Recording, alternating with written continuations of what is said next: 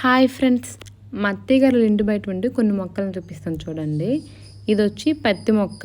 ఈ పత్తితోని ఒత్తులు చేసుకొని మనం దేవుడికి దీపారాధన కూడా చేయొచ్చు. ఇప్పుడు చూపిస్తున్న మొక్క ఏంటో మీకు తెలిస్తే కామెంట్ చేయండి. ఈ మొక్క వచ్చి ఆవాల మొక్క, ఆవాలు అవుతాయంట. ఇవి వచ్చి ఈ పువ్వులు దేవుడికి పెడతారని తెలుసు, కానీ ఈ పువ్వుల పేరు నాకు తెలియదు. మీకు తెలిస్తే కామెంట్ చేయండి.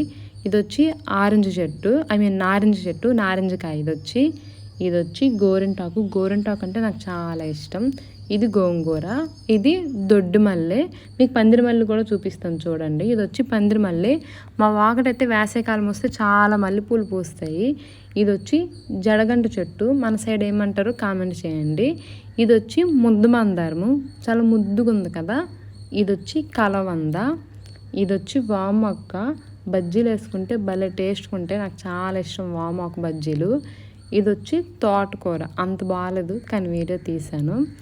ఇది వచ్చి సపోటా మొక్క. చూసారా, చిన్న కాయ కూడా ఉంది సపోటా చెట్టుకి. ఇది వచ్చి కొబ్బరి చెట్టు. మీ వాకట ఏమేమి చెట్లు ఉన్నాయో కామెంట్స్లో చెప్పండి.